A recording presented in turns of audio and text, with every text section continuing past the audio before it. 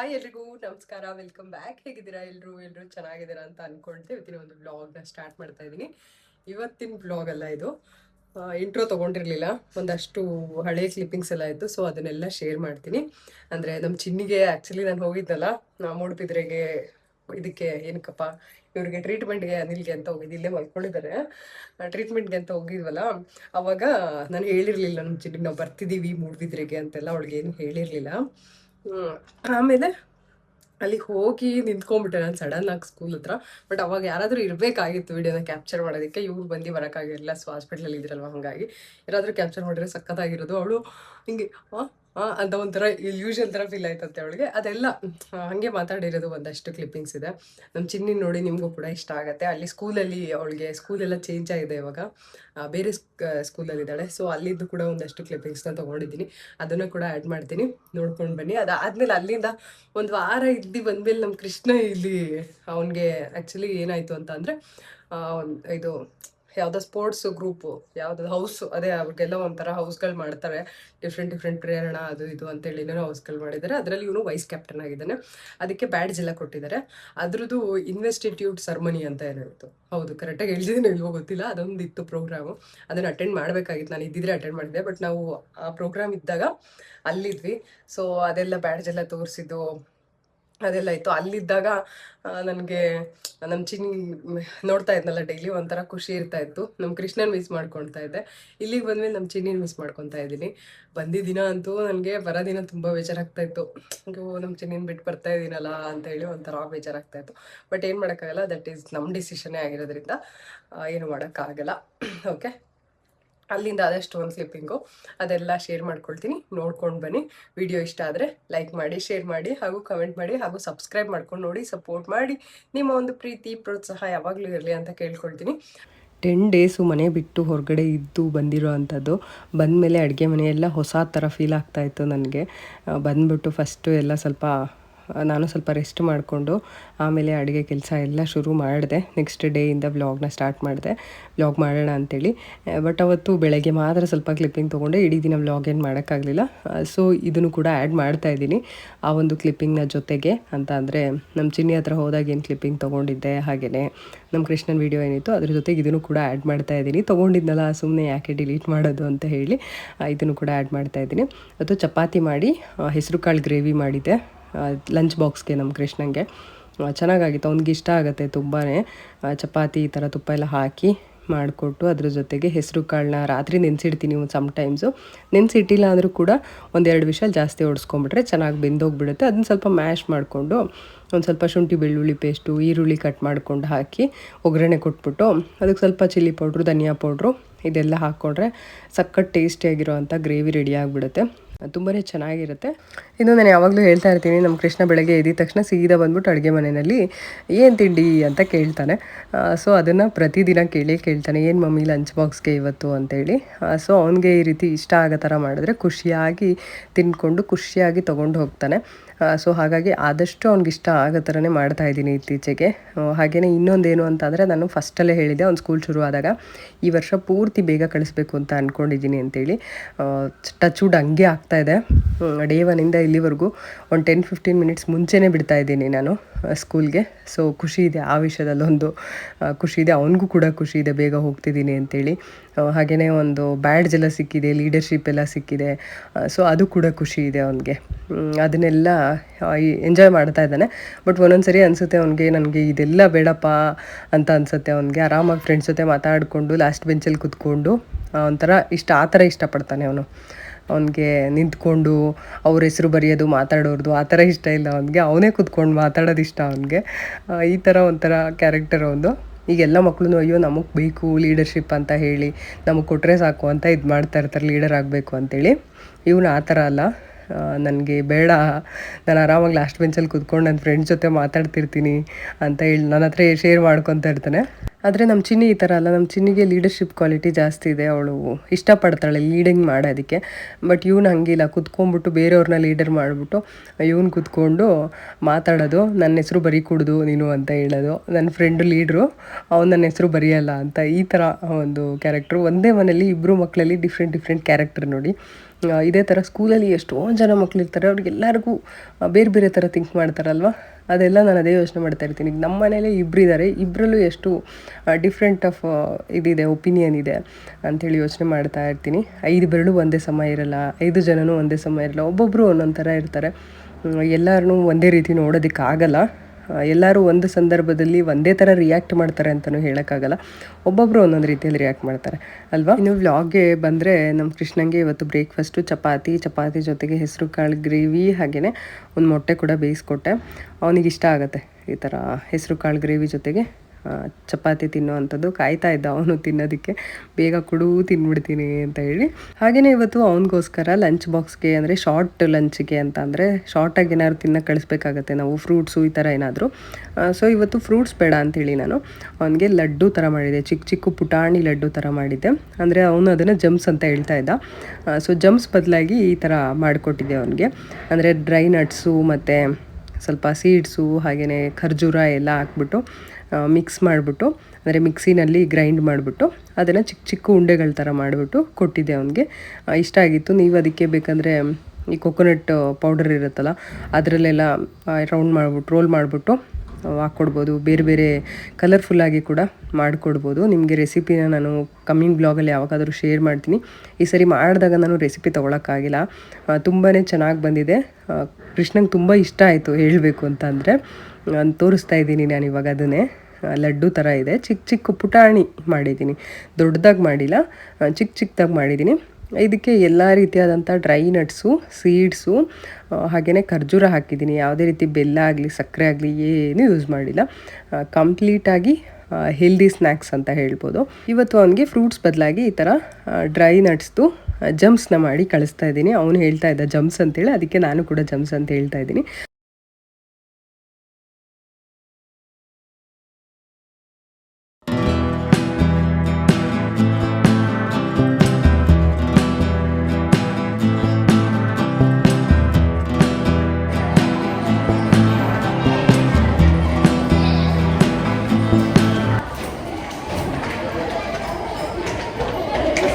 ನಾನು ಬಂದಿರೋದು ಇಲ್ಲಿ ನಿನ್ನೆ ರಾತ್ರಿನೇ ಟ್ರೈನ್ ಹತ್ತಿದ್ದೆ. ಹೇಳಿಲ್ಲ ನಿಮಗೆ. ಹೆಂಗಿದೆ ಸರ್ಪ್ರೈಸ್? ಚೆನ್ನಾಗಿದೆ. Super surprise. ನಾನು ಎಕ್ಸ್ಪೆಕ್ಟ್ ಮಾಡಿರ್ಲಿಲ್ವಾ? ಇಲ್ಲ, ಆ ಕಡೆ ಈ ಕಡೆ ನೋಡ್ತಿದ್ದೆ ನನಗೆ. ನಾನು ಅಟೆಂಡೆನ್ಸ್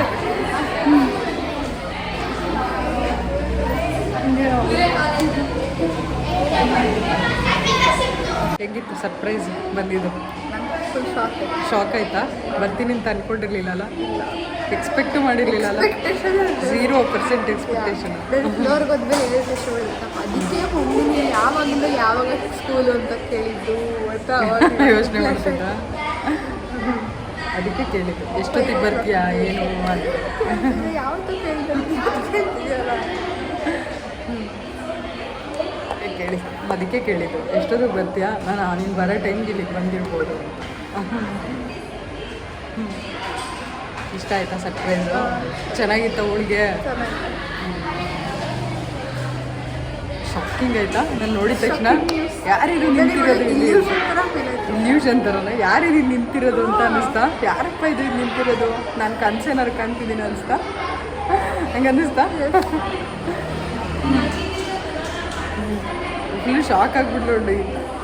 ಹಿಂಗೆ ನೋಡ್ತಾ ಇದ್ದಲ್ಲ, ಯಾರು ಇದ್ದಿದ್ರೆ ಕ್ಯಾಪ್ಚರ್ ಮಾಡ್ಬೋದಾಗಿತ್ತು. ಮೊನ್ನೆ ಯಾರೂ ಇರಲಿಲ್ಲ ಕ್ಯಾಪ್ಚರ್ ಮಾಡೋಕ್ಕೆ. ನಾನೇ ಸ್ವಲ್ಪ ಕ್ಯಾಪ್ಚರ್ ಮಾಡ್ತೀನಿ.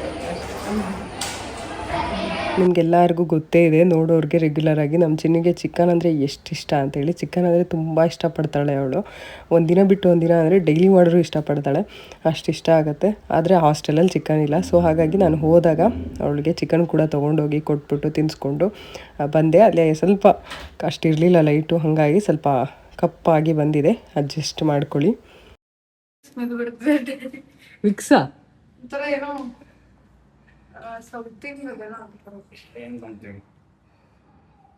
ಅದೇ ಬೆಡ್ನಿಂಗ್ ಅನ್ಸ್ತಾ ಇವತ್ತೇನು ಮಾಡಿಲ್ಲ.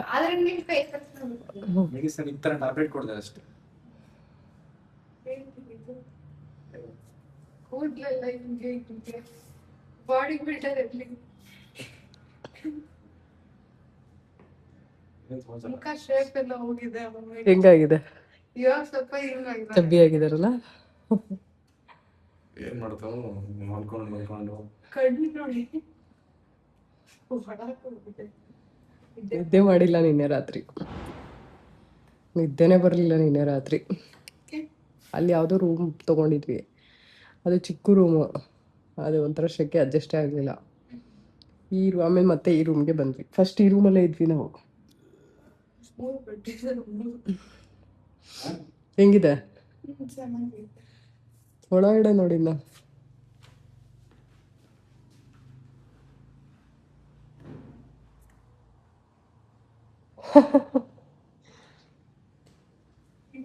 ಅದೇ ಸ್ಟೀಮ್ ಬಾತ್ ತಗೊಳೋದು.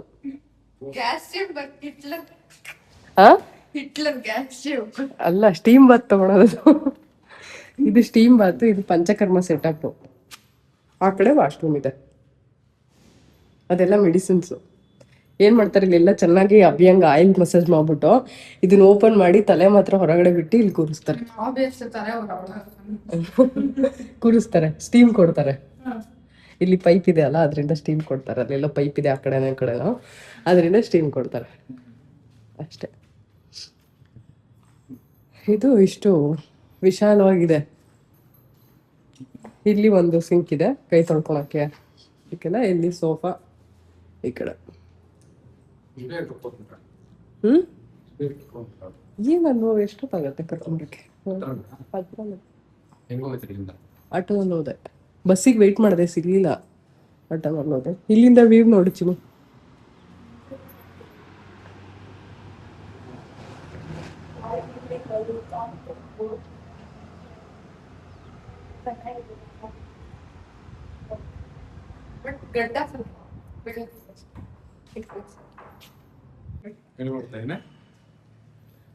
ಫೋಟೋ ವಿಡಿಯೋ ಸೇವ್ ಆಯ್ತು.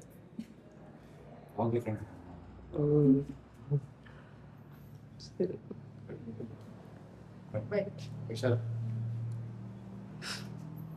ಅದೇ ಟ್ರೀಟ್ಮೆಂಟ್ ಇಲ್ಲ ಅಂದರೆ ಇನ್ನೊಂದು ಸ್ವಲ್ಪ ಹೊತ್ತಿರ್ಬೋದಾಗಿತ್ತು.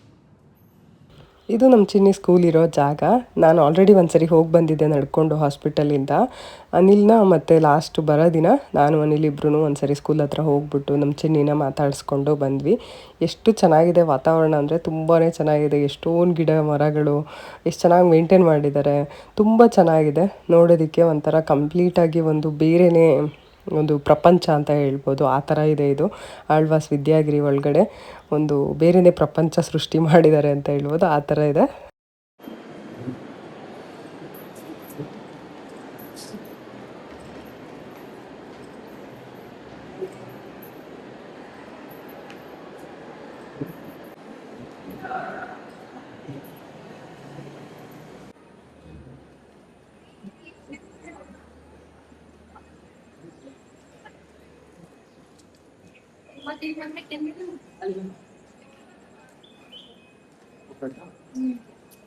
Bye, Chini.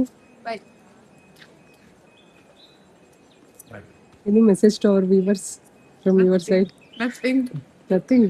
ಮೆಸೇಜ್ ಕೊಡು. ಹೇಳು ಏನಾದ್ರು. ಎಲ್ಲರಿಗೂ hi Bye bye. everyone. Bye everyone.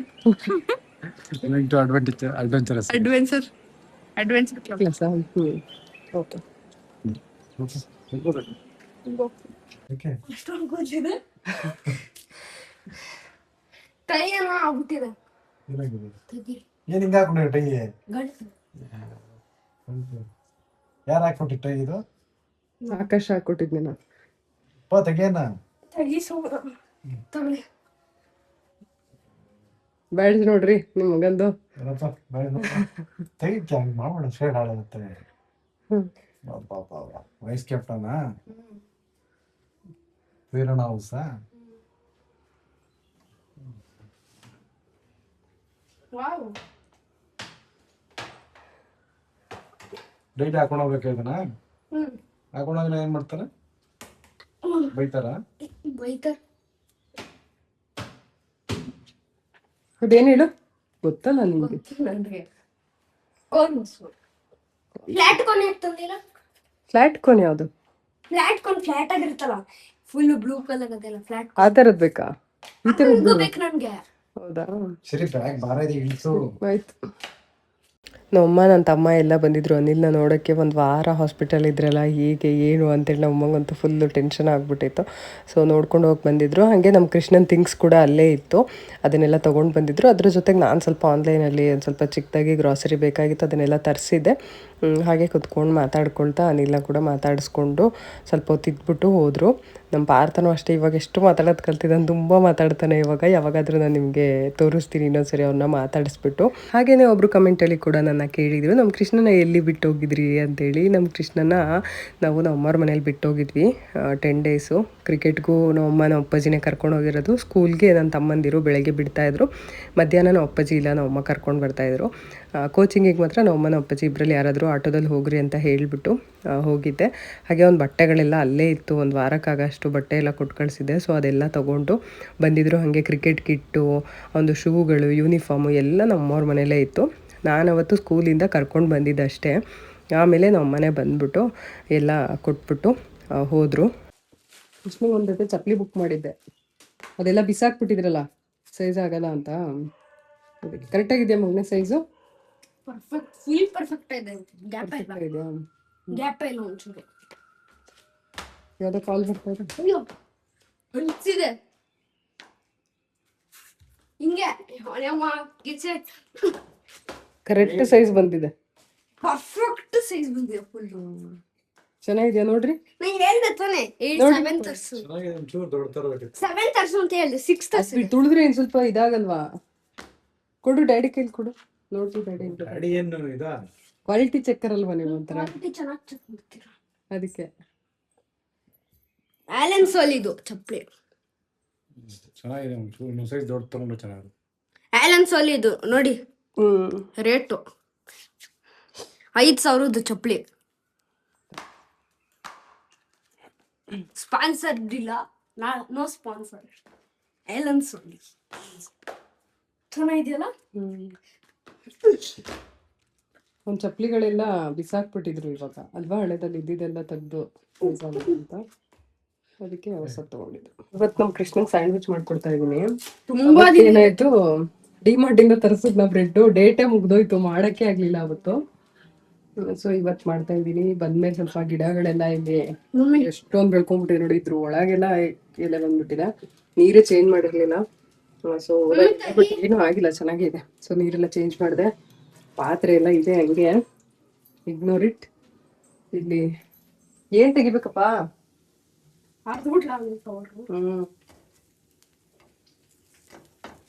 ಇಲ್ಲಿ ಸ್ಯಾಂಡ್ವಿಚ್ ಮಾಡಕ್ಕೆ ಇದು ಫಿಲ್ಲಿಂಗ್ಸ್ ಎಲ್ಲ ರೆಡಿ ಮಾಡಿ ಇಟ್ಟಿದ್ದೀನಿ. ರೆಸಿಪಿ ಶೇರ್ ಮಾಡೋದು. ರೆಸಿಪಿ ಏನ್ ಶೇರ್ ಮಾಡೋದ, ಇದು ಬರೀ ಜಂಕ್ ಫುಡ್. ನಾನು ಈ ತರ ಎಲ್ಲ ಇಷ್ಟ ಆಗಲ್ಲ ನನಗೆ. ಜಂಕ್ ಅಲ್ಲ ಇದು, ಜಂಕೆ ಇದು.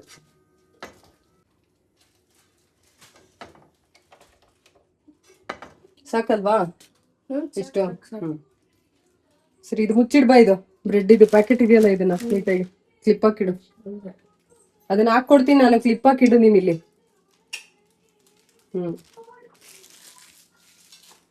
ಈ ಫಿಲ್ಲಿಂಗ್ಸ್ ನ ಈ ಕಡೆ ಇನ್ನೊಂದು ಬ್ರೆಡ್ಡಿಗೆ ಹಾಕು. ಸುಡು ಇದ್ರಲ್ಲಿ ನೋಡು, ಅದೇ ಈ ಕೈಯಲ್ಲಿ ಇಟ್ಕೋ ಇದನ್ನ ಹಿಂಗೆ. ಹಾ, ಹಿಂಗ ಹಾಕೋ.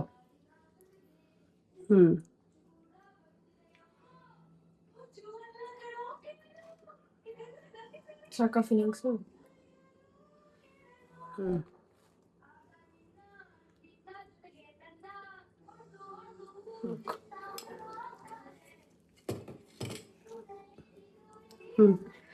ಟೆಸ್ಟ್ ನೋಡ್ತೀನಿ. Moment of truth.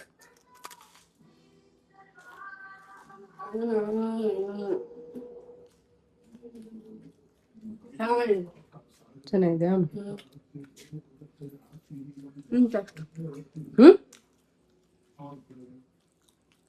ನೋಡ್ಕೊಂಡು ಬಂದ್ರಲ್ಲಿ ನಿಮಗೆಲ್ಲ ಇಷ್ಟ ಆಗಿದೆ ಅಂತ ಅನ್ಕೊಳ್ತೀನಿ. ನಮ್ಮ ಚಿನ್ನಿ ಸರ್ಪ್ರೈಸ್ ಮಾಡಿರೋದಾಗಿರ್ಬೋದು, ನಮ್ಮ ಚಿನ್ನಿನ ನೋಡಿ ಕೂಡ ತುಂಬ ಜನ ಇಷ್ಟಪಡ್ತೀರಾ. ಸೊ ಹಾಗಾಗಿ ಇಷ್ಟ ಆಗಿದೆ ಅಂತ ಅನ್ಕೊಳ್ತೀನಿ. ಕೃಷ್ಣಂದು ಅಷ್ಟೇ, ನಾವು ಬಂದಮೇಲೆ ಒಂದು ರಿಯಾಕ್ಷನ್ ಆಗಿತ್ತು, ಅದೆಲ್ಲ ಇಷ್ಟ ಆಗಿದೆ ಅಂತ ಅನ್ಕೊಳ್ತೀನಿ.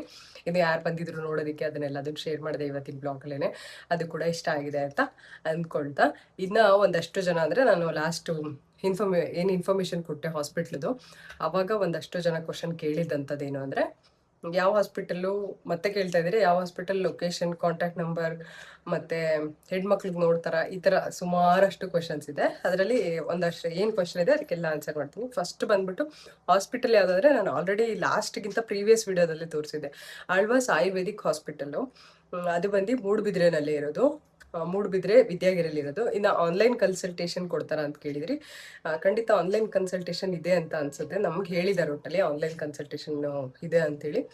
ಸೊ ನೀವು ಕಾಲ್ ಮಾಡಿ ಆನ್ಲೈನ್ ಕನ್ಸಲ್ಟೇಷನ್ ಕೂಡ ತಗೊಳ್ಬೋದು. ಅಂದರೆ ಡಿಪೆಂಡ್ಸ್ ಆನ್ ನಿಮ್ಗೆ ಯಾವ ಥರ ಬೇಕೋ ಆ ಥರ ಆನ್ಲೈನ್ ಕೂಡ ತೊಗೊಬೋದು, ಆಯಿತಾ. ಅದಾದಮೇಲೆ ಕಾಂಟ್ಯಾಕ್ಟ್ ನಂಬರ್ ಡೀಟೇಲ್ಸ್ ಎಲ್ಲ ನಿಮಗೆ ಗೂಗಲಲ್ಲಿ ಆಳ್ವಾಸ್ ಆಯುರ್ವೇದಿಕ್ ಹಾಸ್ಪಿಟಲ್ ಅಂದರೆ ಡೀಟೇಲ್ಸ್ ಎಲ್ಲ ಬಂದ್ಬಿಡುತ್ತೆ. ಇನ್ನು ಫೀಮೇಲ್ಸ್ಗೆ ನೋಡ್ತಾರ, ಲೇಡೀಸ್ಗೆ ಅಂತ ಆದರೆ ಖಂಡಿತ ಈ ಒಂದು ಟ್ರೀಟ್ಮೆಂಟಲ್ಲಿ ಲೇಡೀಸ್ ಜೆಂಟ್ಸ್ ಈ ಥರ ಏನಿಲ್ಲ, ಲೇಡೀಸ್ ಡಾಕ್ಟ್ರೇ ಇರ್ತಾರೆ, ಮತ್ತು ಲೇಡಿ ಥೆರಪಿಸ್ಟ್ ಇರ್ತಾರೆ. ಲೇಡೀಸ್ಗೆ ಸಪ್ರೇಟ್ ಇದೆ, ಜೆಂಟ್ಸ್ಗೆ ಸಪ್ರೇಟ್ ಇದೆ, ಈ ಥರ ಸಪ್ರೇಟಾಗಿ ಎಲ್ಲ ಥೆರಪಿ ರೂಮ್ಸ್ ಎಲ್ಲ ಸಪ್ರೇಟ್ ಆಗಿದೆ. ಹೆಣ್ಮಕ್ಳಿಗೆ ಸಪ್ರೇಟ್, ಗಂಡು ಮಕ್ಳಿಗೆ ಸಪ್ರೇಟ್ ಅಂತೇಳಿ. ಇನ್ ಹೌಸ್ ಅಂದರೆ ನೀವು ಪೇಷಂಟು ಇನ್ನು ಆಗಲೇಬೇಕು ಅಂತೇನಿಲ್ಲ, ಹಾಗೆ ಕೂಡ ಟ್ರೀಟ್ಮೆಂಟ್ ಸಿಗುತ್ತೆ ಅಲ್ಲಿ. ಹೊರಗಡೆ ಇದ್ದಾರೆ. ಇನ್ನು ಸ್ಕಿನ್ ಪ್ರಾಬ್ಲಮ್ಸ್ಗೆಲ್ಲ ಟ್ರೀಟ್ಮೆಂಟ್ ಸಿಗುತ್ತೆ, ಅಂದರೆ ಖಂಡಿತವಾಗ್ಲೂ ಸ್ಕಿನ್ ಪ್ರಾಬ್ಲಮ್ಗೂ ಕೂಡ ಅಲ್ಲಿ ನೋಡ್ತಾರೆ. ಕಂಪ್ಲೀಟಾಗಿ ಒಂದು ಪ್ಯಾಕೇಜ್ ಥರ ಇದೆ ಅಲ್ಲಿ. ನಮಗೆ ಇದು ಬೇಕು, ನಾವು ಒಂದಿನ ಹೋಗ್ಬಿಟ್ಟು ನಾವು ಅಭ್ಯಂಗ ಬೇಕು, ನಮಗೆ ಎಣ್ಣೆ ಸ್ನಾನ ಬೇಕು ಅಂತ ಆದರೆ ಅವ್ರು ನೀಟಾಗಿ ಆಯಿಲ್ ಎಲ್ಲ ಅಪ್ಲೈ ಮಾಡಿ, ಮಸಾಜ್ ಮಾಡಿ, ಎಲ್ಲ ಮಾಡಿ ನಮಗೆ ಸ್ಟೀಮ್ ಎಲ್ಲ ಕೊಟ್ಟು, ಸ್ಟೀಮ್ ಬಾತ್ ಎಲ್ಲ ಕೊಟ್ಬಿಟ್ಟು ರೆಡಿ ಮಾಡ್ತಾರೆ. ಈ ಥರ ಇದಕ್ಕೆ ಒಂದು ಪ್ರೈಸ್ ಇರುತ್ತೆ. ಮತ್ತು ಪಂಚಕರ್ಮ ಟ್ರೀಟ್ಮೆಂಟು, ಈ ಥರ ಎಲ್ಲ ಸಾಕಷ್ಟು ಇದೆ ನಿಮಗೆ. ನಮಗೆ ಇಷ್ಟ ಆಯಿತು. ಆಮೇಲೆ ಒಬ್ಬರು ಕಮೆಂಟ್ ಕೂಡ ಮಾಡಿದ್ರಿ, ನೀವು ಆಳ್ವಾಸ್ ಚೂಸ್ ಮಾಡಿದ್ದು ಒಳ್ಳೇದಾಯಿತು ಅಂತ ಹೇಳಿ. ಸೊ ನನಗೂ ಖುಷಿ ಆಯಿತು ಅವ್ರು ಹೇಳಿ ಕೇಳಿ. ಓಕೆ, ನಾವು ಒಳ್ಳೇದೇ ಚೂಸ್ ಮಾಡ್ಕೊಂಡಿದ್ದೀವಿ ಅಂತೇಳಿ. ಮತ್ತು ರಿಸಲ್ಟ್ ಕೂಡ ಅಷ್ಟೇ ಚೆನ್ನಾಗಿದೆ. ಸೊ ಹಾಗಾಗಿ ಬೆಸ್ಟೇ ಚೂಸ್ ಮಾಡಿದ್ದೀವಿ ಅಂತ ನಾನು ಅಂದ್ಕೊಂಡಿದ್ದೀನಿ. ಯಾಕಂದರೆ ಇಷ್ಟು ಬೇಗ ಕ್ಯೂರ್ ಆಗಿದ್ದಾರೆ. ಸಾಕಷ್ಟು ಜನ ವರ್ಷಾನುಗಟ್ಲೆಯಿಂದ ನೋವು ಅನುಭವಿಸ್ತಾ ಇರೋರು ಇದ್ದಾರೆ. ಸೊ ಹಾಗಾಗಿ ಇವ್ರಿಗೆ ಸ್ವಲ್ಪ ಬೇಗ ಕ್ಯೂರ್ ಆಗಿದೆ ಅಂದರೆ ನಾವು ಬೆಸ್ಟ್ ಚೂಸ್ ಮಾಡಿದ್ದೀವಿ ಅಂತೇಳಿ. ಬರೀ ಆಯುರ್ವೇದಿಕ್ಕಿಂದಲೇ ಕಂಪ್ಲೀಟಾಗಿ ಇಲ್ಲ ಆಗಿದೆ ಅಂತ ನಾನು ಹೇಳಲ್ಲ. ಯಾಕೆಂದರೆ ನಾವು ಮನೆಯಲ್ಲೂ ಕೂಡ ಅದೇ ಥರ ಫುಡ್ ರೂಟೀನ್ ಆಗಿರ್ಬೋದು, ಎಕ್ಸಸೈಸ್ ಆಗಿರ್ಬೋದು, ಪೋಸ್ಚರ್ ಕರೆಕ್ಷನ್ ಆಗಿರ್ಬೋದು, ಇದನ್ನೆಲ್ಲ ಮೇಂಟೈನ್ ಮಾಡ್ಕೊಳ್ತಾ ಬಂದಿದ್ದೀವಿ. ಅವ್ರಿಗೆ ಡಿಸ್ಕ್ ಬಲ್ಜ್ ಅಂತ ಯಾವಾಗ ಗೊತ್ತಾಯಿತು ಅವಾಗಿಂದನೂ. ಇನ್ನು ಇವ್ರಿಗೆ ಯಾವುದರಿಂದ ಆಯಿತು ಡಿಸ್ಕ್ ಬಲ್ಜ್ ಅಂತ ತುಂಬ ಜನ ಕೇಳ್ತಾ ಇದ್ರಿ. ಐದರ್ ಆಫೀಸಿಂದನೂ ಆಗಿರ್ಬೋದು, ಈ ಕಡೆ ಜಿಮ್ಮಿಂದನೂ ಆಗಿರ್ಬೋದು, ಮುಂಚೆ ಗಾಡಿ ಓಡಿಸ್ತಾ ಇದ್ರು ಅದರಿಂದನೂ ಆಗಿರ್ಬೋದು. ಬಟ್ ಇವಾಗ ಪೇಯ್ನ್ ಬಂದಮೇಲೆ ನಮಗೆ ಅದು ಸಿವಿಯಾರಿಟಿ ಗೊತ್ತಾಗಿರೋ ಅಂಥದ್ದು ಅಷ್ಟೇ ಅಲ್ವಾ ರೀ? ಇಲ್ಲೇ ಮಲ್ಕೊಂಡಿದ್ದಾರೆ, ಹಂಗಾಗಿ ನಾನು ಕೇಳ್ತಾ ಇದ್ದೀನಿ.